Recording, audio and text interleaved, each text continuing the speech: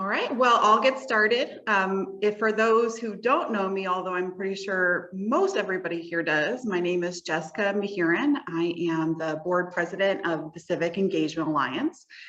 We are a 501c3 nonpartisan nonprofit, so that means that our kind of focuses are more on like voter education and engagement. And that's what we're doing here with the Vote Local 2021 campaign. We certainly do advocate for those who would like to be involved with more direct, getting out the vote for like candidates or for other organizations. Definitely volunteering with us does not prevent you at all from, supporting your favorite candidate or making, letters to the editor endorsing, a candidate that you care about. But we just, under our platform, the way we act is just completely nonpartisan and trying just to provide resources to voters for them to make their own decisions.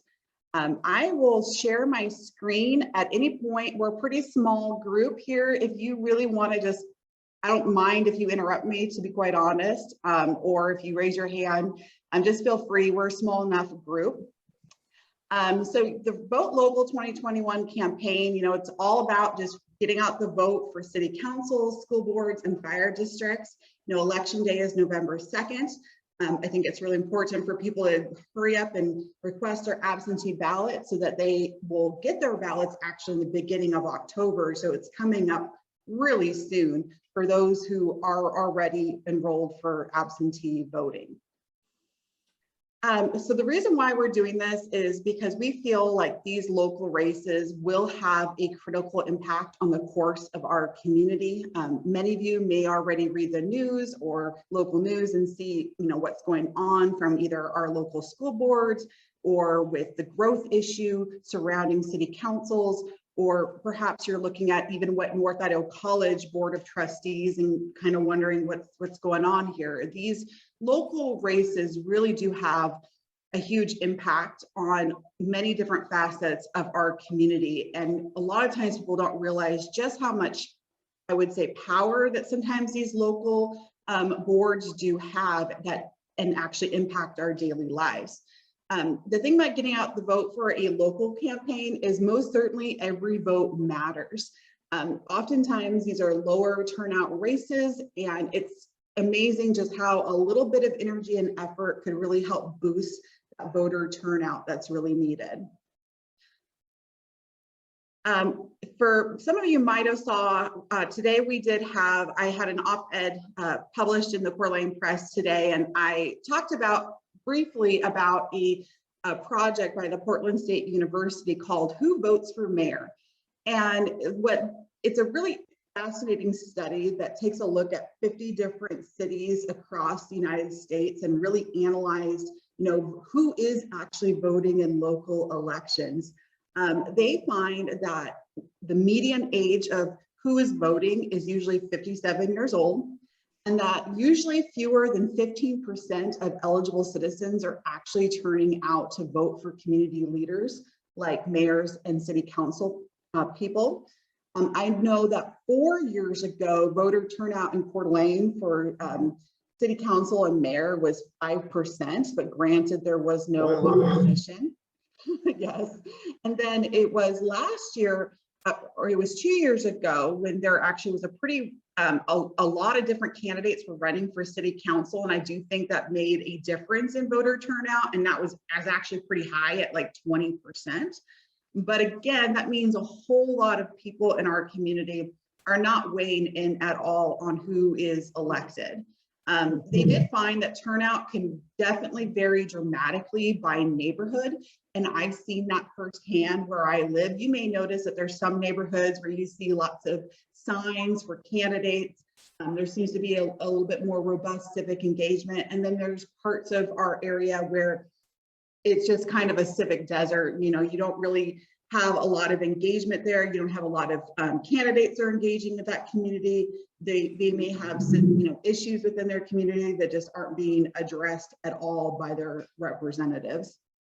In general, when there are too few people that are electing local leaders, a small fraction of residents can have an outsized influence on decisions about critical issues like schools, parking, housing, libraries, police, and transportation.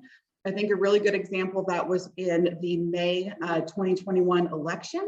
There was a series of nonpartisan races. It just kind of popped up really fast, it felt like, for everyone, where you had the Community Library Network Board, you had the Hospital Board of Trustees. And I really think about that library board because I know that I interact with the Community Library Network through another job that I did. And it was really kind of crazy what the partisanship that was going on there and the influence, you know, that had on that particular election and who was elected. So it's really important that more people are weighing in so that we keep things in balance. But today is all about what our action plan is and how you can get involved. The big activity right now that we are promoting is our Postcards to Voters program. We've done this before, although this year we are doing a much more streamlined process. So there's not as much handwriting. People should be able to do a lot more with less time. So people can sign up for, you know, as little as 30 or as much as 120 postcards. These postcard kits are going to come with all materials. They're going to come with pre-addressed mailing labels and instructions. We can provide postage, or if you'd like to help, you know, donate, you can purchase your own stamps as well. The first batch of kits, what we are hoping for is we are planning for it to be the third week of September, where we're going to have it assembled probably on September 20th. And then we're going to work with some volunteers that are signing up to be delivery volunteers to get those kits out to people within our community. The kids and teens are absolutely welcome to participate in this. And a lot of people are asking, like, where are these cards going? We've spent a lot of time and energy kind of analyzing where is the best place for us to send these cards with, you know, limited resources. They are going out to targeted areas with competitive ballots. We chose the Coeur d'Alene and Post Falls areas where there are active school board races. So that means there are certain zones in Coeur d'Alene and Post Falls. There are 3 out of the 5 zones that have competitive races, and seeing that then those people would also have city council on their ballot, maybe possibly also fire district on their ballot. And we thought those are the best places to focus on. We also decided that this go around that we would completely focus on unaffiliated or independent voters. Affiliated voters, you know, it's a huge group of people, and they definitely come from all walks of life, and they're not, you can't say they're one way or another, but I do know that they don't necessarily get a lot of outreach to them, you know, through candidates or through a lot of different things, or absentee ballot chasers. So we just thought that was a good place to start. And we are also hoping that this group may also be more kind of the type to be less partisan influence, where they may actually be wanting to do their own research and make their own decisions for themselves. And then we also decided that we would focus on those that are ages 25 to 60 years old, as that's more likely people to have some school-aged children in the school district. Our goal is to have 5,000 postcards sent out. We are getting there, but we still have a ways to go. As of September 11th, we have 2,910 postcards that are pledged by volunteers. So we're hoping to increase those signups as soon as possible as we try to get this organized. And what I'm going to do now is, if you are interested, I am going to put in the link where people can actually sign up, and then I'll explain a little bit about the sign up form.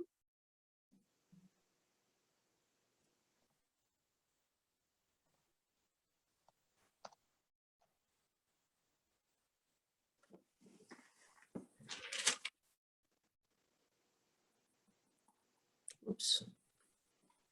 This is what the sign up form looks like. So there's a few choices, and I have had everything pretty well explained in here on what things mean. It's pretty simple: your name, your cell phone. If you are with a group or organization, like example, Art Spirit Gallery, they signed up to do 120 postcards, and of course, they like to color it themselves, and they want to do it inside. So I like to be able to recognize those groups or businesses that are, coming into this on a collaborative level. That's why we're called the Civic Engagement Alliance. It's not so much about us, it's about who we collaborate with on all our projects for a shared cause. Here's where you can just say how many postcards that you want. The reason why they're in increments of 30 is because I don't know if any of you know who Florine Dooley is. She is my colleague on this. She's amazing, and she's making all of the mailing labels. And she says it's much easier if it just goes in sheet, the sheet is 30, and make it simple like that. And then you can choose to do either full color, ready to go postcards, which means you're not going to be doing any coloring, and it'll be even faster. Or you can have the alternative postcard front to color. And then there is about donating stamps. And then of course, I do need your address so that we can deliver it to you if there's some sort of special instructions. If someone lives in a more rural area, I'll probably have it be mailed to them. And then there's options for you to sign up for different things, which I will be working with these people soon. So someone can choose to help assemble kits with myself and Florine. They can sign up to be a delivery driver, or help recruit other volunteers and groups to do postcards, which that's kind of a pressing action right now. Or if you want information about donating to our campaign.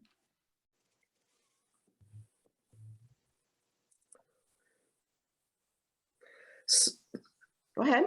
So that's not on your website. You have to go to actionnetwork.org to get that form. Actually, it is on my website. It's embedded. Oh. It's embedded in my website as well. Okay, I thought so. All right. This is, if you want to know what they look like. I mean, my whole point, we were hoping for something just a lot more innocent, a lot more just happy. I know that sometimes elections can be really contentious, and we're just, this is exactly what it's about. And we have QR codes here. This one goes actually to our website where our voter guide is. And then this goes to idahovotes.gov. And then there is just an alternative front that looks exactly just black and white. This version is by one of our volunteers. Her name is Sarah Winsich. She actually was just featured yesterday at the Emerges Inc. rally. She was one of the artists. She is a art and music teacher, and she designed this. And so this is another version if someone wants to color that would be available. And this is the back of the postcard. A lot of people want to know, what am I going to be sending? You're going, of course, put a stamp on it. This time I have it all written out. We're basically why you're voting, your informed participation, for responsible leadership for nonpartisan roles will influence the course of our community, and of course, make a plan to vote. And then we provide the 3 options. I mean, you can get your absentee ballot. Here's the early voting times and where you do it, and election day, how you can find your polling location, and then really making a strong call to be an informed voter and research your ballot, as we are here to help, and just a link to our voter guide. This is where it gets to be the creative part for volunteers, but pretty simple. So in here, this card was sent by, it could be, I don't know, Sally, age 8, if they want to, or Mary, a community member, and please vote because I care about my school, or I care about managing growth. A very simple kind of statement to try to encourage people to vote. And then this, of course, is all the area where we're going to have the mailing label, will go here. And then on the bottom, you can't put anything in this area because that's where they put their barcode, the post office. Our other action, where this all kind of ties into, is that we are creating an online voter guide. Ours is a little bit different because what we're doing is we're more like synthesizing and bringing in various resources in one easy place for people. So that means, two big sources for us, the Coeur d'Alene Press. I don't know if anyone's been following. I think that always your local newspaper is going to be a great place because they got the boots on the ground reporters. That's what it is. It's locally focused. So there's been a lot of articles either announcing candidates or kind of advising what's kind of going on with all the candidate filings and whatnot. So we will be integrating their content. They will have a voter guide also available on October 15th that we'll make sure to share out. And then there's the Vote 411 project, which I am also kind of supporting on a team with the League of Women Voters. And that is a questionnaire that goes out to all the candidates. And Vote 411, it is a nonpartisan source. And so anyone can access it across the country, and then you just enter your address and your kind of results that are particular to your address will come up. So we're going to make sure to really be advocating for these sources as well. There's other great places to look. The Spokesman Review will probably put out some articles. The Inlander will probably have some content. I've been going to like school board, going to websites and looking up information about who is on school board now. Usually there's some information there about them here, or various different places. I also know there's groups like the Citizens for Post Falls Schools who help spearhead the levy. They're also are having a questionnaire. I probably will integrate that as well. There's going to be links to other things such as, candidate forum videos, which we did in the past. So I know the Coeur d'Alene Press and some other groups are going to do that. Of course, anything with voteidaho.gov. Anything to do with voting rights. So if you're wondering like how, if someone's voting with a criminal conviction or voting, if while homeless, we have all of this type of information that's available for people, or about the election protection hotline. And then I will show you a little bit on what it looks like on the back end and what type of opportunities there may be. Sarah Swanby, who's on the call, she is a board member with the Civic Engagement Alliance, and she and I are kind of primarily working on this. And then also my husband, Nash, I've kind of tasked him out on the fire district part of it. But really, it's just a lot of data mining on our part. We have still a ways to go, but I'll give you an idea of what on the back end, how things are looking like. So I have, just about everything for every position that is going to be on ballots. This is kind of like with school board. So if I wanted to, I don't know, take a look, should be able to. This is just a database, and that's how it's going to end up looking differently. So we have it all with names and photos, and if they're incumbent, their email. People could actually, from this system, Airtable, this could be embedded into websites, and it'll be a little bit more visual there. And you can literally look it up, and you can make a phone call from it. You can send an email from it. You can go to all these various links from it. So it's just more like a really nice portal. And our voter guide is where it'll live here on our website, and it's just in process now. I mostly just have some of the tools available for early voting, absentee ballot, just direct links to voteidaho.gov, some important election dates. There will be sample ballots here once they're available. That should be coming really soon at the end of September. Here's all the voting rights information that we have. This kind of gives you more an idea of what I'm kind of talking about. So this is people experiencing homelessness in Idaho. Some information here, a website. These you can actually download if you wish. So this is something where, like St. Vincent de Paul, I often go over there and help register people to vote.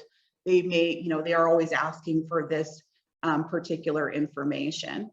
So it's pretty simple to use, and we'll have all the candidate information and ballot questions, you know, once we have it a little bit more completed. And what's cool is that it is, because it's cloud-based, so anything I'm entering now into the Airtable, and if it's linked to the website, it automatically will show up on the website, because there's probably going to be information that comes out all the way up until like mid-October. And so we'll be paying attention and constantly updating that voter guide.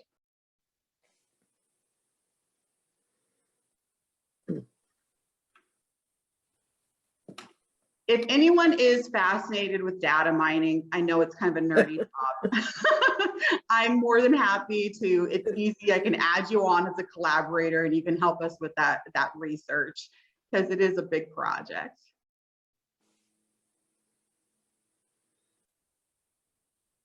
But mostly just sharing it out is really helpful. Right. The next action that I don't have a sign up form yet for, but will soon, is our educational door hangers. So again, our volunteer, Sarah Winsich, helped, she designed it for us last year. And so this year we have an updated version.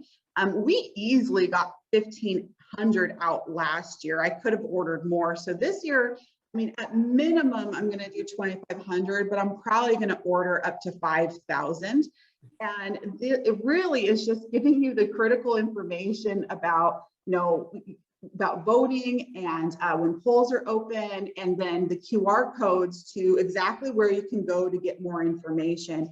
And on the back, you're going to have early voting information, election day registration. A lot of people don't realize they can register at the polls either on election day or during early voting, and your rights as a voter. The reason why I put that out is because I know that last year there's been actually some issues lately with, I would say, heavy electioneering at the polling locations with sample ballots. And there has been instances where it's, you know, been even feeling like voter intimidation, or they may have an issue at their polling location. So I always want to make sure that people know what their rights are as a voter, and how they can, and they can call this number, and that is by like the American, I don't know, civil liberties, like lawyers. I mean, it's a really credible organization that is here to help if you run into any problems. They also you can call them and ask them any sort of voting question, and they're there to help. Our hope is to have this be done, like send these out to neighborhoods between October 5th and October 17th, just in time for early voting. And I will probably select neighborhoods that are, again, within those key areas, but are more walkable, or I will allow volunteers to do it within their own neighborhoods if they like to, as long as they just let me know where that is, because this information can benefit everybody. Mm-hmm. The next action that we've announced recently is that we are hosting a panel discussion. It is virtual, in defense of public education. I know that myself and my co-organizer and our board member, Carrie Morrison, we've been, you know, going to school board meetings. I went to the recent community forum by the Coeur d'Alene schools. That was kind of not a pleasant experience. And we know what's going on at NIC, and I mean, education is definitely being attacked on so many different levels, and we would like to have a forum, you know, talking about the issues. I don't think that there's been a lot so far locally for this. And I think that some maybe even don't even feel quite comfortable talking about it either. But we're excited. We have a good groups of panelists. This is going to be on Monday, October 4th from 5 to 7. People can watch it virtually on Zoom or on Facebook Live. And some of the things, you know, it's right here. We're going to talk about, yes, what are the other challenges, or even have to do with funding, and even some of these claims about indoctrination of students, you know, the pandemic. So the whole point is to listen to stakeholders that actually come from all ranges, from like pre-K and hopefully to the business community too, and higher ed. We have a local high school teacher. We have Brian Seguin, who is with the Diversity Council. We have Carrie Cedarquist, who has done so much work with early childhood education here with United Way of North Idaho. And we'll have Luke Mayville of Reclaim Idaho, who is helping spearhead, and Tamara is actually the county lead for this. If any are ever interested in connecting with her, they're doing the Quality Education Act ballot initiative. And we recruited Luke because he is very knowledgeable when it comes to challenges in K-12 funding. So I do have a flyer. I'm gonna, right after this call, I'm actually gonna go to Staples and go pick it up. I have 25 nice glossy ones and 25 regular ones. So I'm trying to get out the word to a certain degree about this. I can accommodate up to 100 people on Zoom. So if flyering is ever of interest to you, I certainly could use the help. The other action item that will be out really soon is we were really excited. We decided that we wanted to produce a Get Out the Vote video. It's a short video, but really just driving, you know, why to vote for these local elections and the basic information people need to know to do so. This video is being produced by Thomas Troxel, who is a local videographer. He's quite great, and he really just wanted to help us. So this video is going to be out by early October, and we will make sure it'll be on our website, it'll be on social media. We will try to boost it out as much as possible to help get out the vote. There also are all the great civic holidays. Not many people know about these, but we're kind of do a lot of our actions kind of based on this. And while I'm not doing so much in-person stuff this year, just because I do take personally the Delta variant very seriously, and when it comes to my volunteers, I'm very, very protective of them, and I just don't want to be one more thing on people's, you know, when it comes to risk. So instead of doing my regular voter registration drives, there's going to be a lot more that I'm doing more through other creative ways. But there is going to be a National Voter Registration Day, and I do know that the League of Women Voters has organized to be at all the libraries. So this year, instead of doing my own drive, I'm going to really support and boost them instead. And then there is National Voter Education Week, October 4th through the 8th. And that's really just helping push out information like our voter guide. It would be ready, or I know Vote for One will be ready, just pushing it out so people know like where they can actually get that information. And then October 23rd is nationally partners come together for Vote Early Day. And that's really just encouraging people to go the polling, go to the early voting location early, just get it done. It's a lot more convenient sometimes than waiting until election day. And there's tons of resources, you know, so there's partners all over the nation that participate in these civic holidays. If we do have a business card, so this is something I will be coming to my house soon. I did this last year, but I had to update it because I don't know if anybody realized it used to be idahovotes.gov and now it's voteidaho.gov. That's because the IFF decided to buy a domain that was really close to idahovotes.gov, and it was confusing voters. So I had to kind of change it all up with the new branding. And so this little business card is so simple. I mean, it's just the QR code to it and exactly what you can do. And I'm happy to provide these business cards to anybody, even if it's candidates. Like, I'm happy to do that. If you're out there talking to voters, you know, a lot of times people just, you know, I'm not registered to vote, oh, or I moved or whatever. It's just like, get it done now and do it online. I think it's a much easier way to do it than even the paper forms that we all once did more often. And then the last opportunity that I have is our for media content creators. I do have a couple people that are working on specialty projects.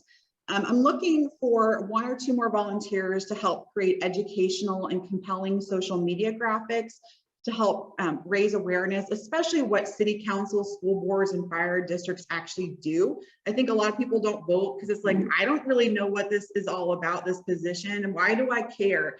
I don't know if people always connect the dots on why a certain position matters. Like, Well, you know, when it comes to, if you care about school funding, you really need to care about school board members, because they're the ones that can decide if a levy is going to run at all. I think I just read about in the Lakeland school district that they voted to not accept money because it could so-called federal money, because it could be so-called from, I don't know, for indoctrination purposes, and that they're not going to do a levy. So this impacts, like, this local level impacts so much when it comes to funding. And we really, I don't think people connect the dots there very often. Now they have like 31 first graders per classroom and things like that there in Lakeland.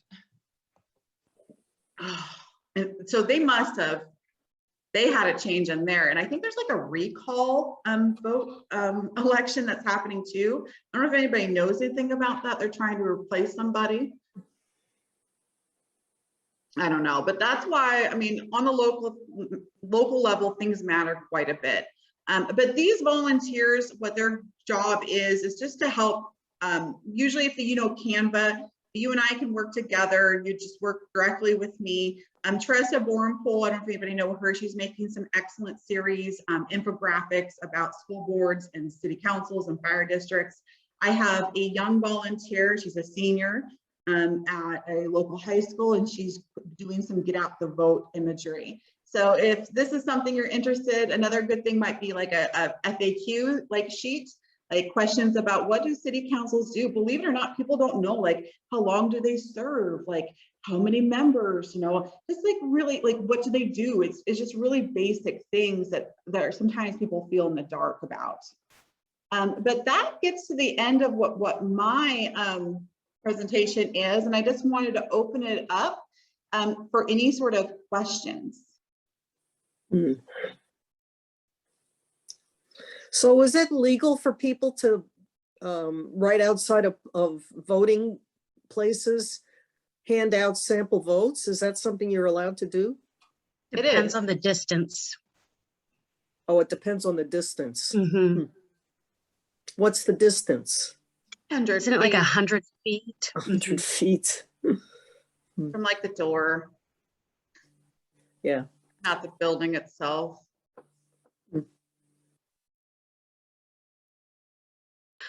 Jessica, though, aren't there some guidelines on behavior? Because I know I vote at Hayden Meadows, and that's where, oh, my neighbor, what's his face with the bright Christmas lights lives.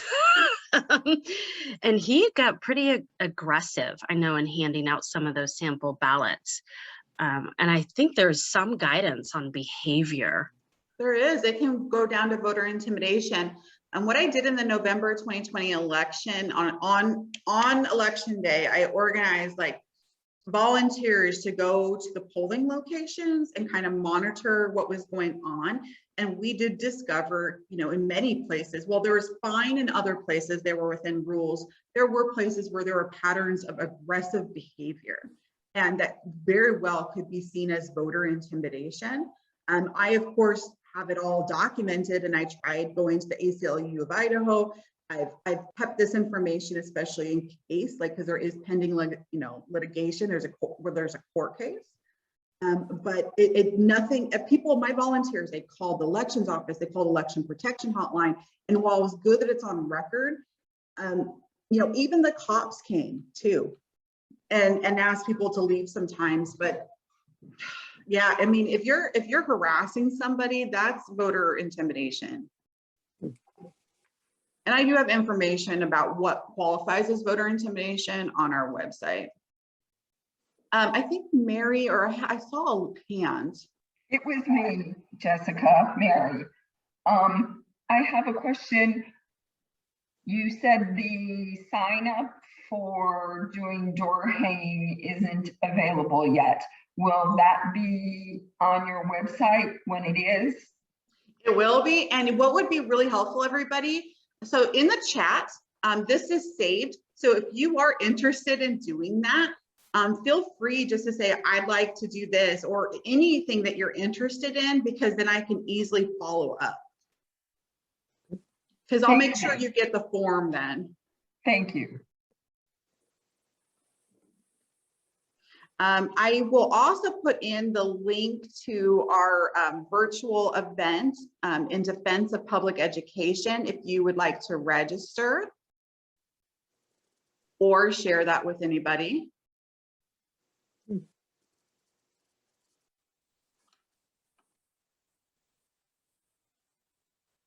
And then our website as well, where everything is kind of living off of.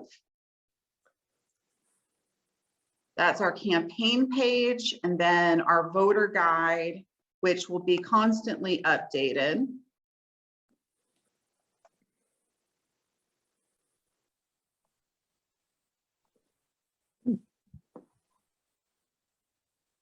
But the postcards, so if you've already signed up for postcards, thank you so much. If you help donate to our campaign, please, thank you so much. Like, it was so helpful. We were so encouraged to see a really healthy, good amount of donations to help us do these projects. Good. Yeah. But the Yeah, I'm gonna be postcards, I'm happy. really trying to drive. Yeah, I'm going to be happy to do postcards and door hangings, so I'll sign up today. Yay, thank you.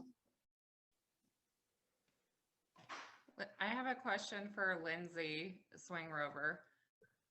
Since you worked for the school before, do you know if we would be allowed to, like, talk about this stuff in the staff room, as far as Civic Engagement Alliance, since it is nonpartisan? Could we talk about the, in defense of public education talk, or, anything like that to let people know about these things at school? Oh yeah, I think, excuse me. I think freedom of speech protects you saying almost anything to other staff. You have to be careful talking to students, of course, but with staff, other coworkers, unless you're being obnoxious, which I know you're not going to be. Yeah, I think you can go ahead and talk about it, talk it up. I don't know about hanging things up, but I would guess even that would be fine because it's nonpartisan. Yeah, I would definitely check with the principal before I hung anything up, but yeah, just wanted to check about that. Thank you. Yeah, no, that's a great idea. I think teachers are who should be most attentive right now. And what I'm hearing is that a lot of them are. So Good. yeah, I love it. I certainly have gone to the schools before though, and because our 501c3 nonprofit status, it does make it easier sometimes, whether it's doing voter registration drives, or I've gone to the high schools before and registered voters. Probably not this year though, as much as I would like to. I don't know. Conditions are very interesting right now. I'll send up, I do have my volunteer. I'm going to give her business cards who goes to high school there though, so she can give it to young people.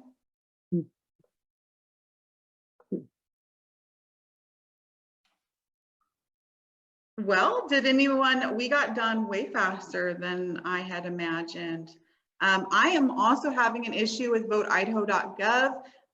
Sometimes it does do that. They might be doing an update right now. But again, I want to thank everyone for joining us. If you would like, I can always send an email to everybody here with just the links if you weren't able to do it now. But thank you so much. And I hope everyone has a wonderful day. Thank you.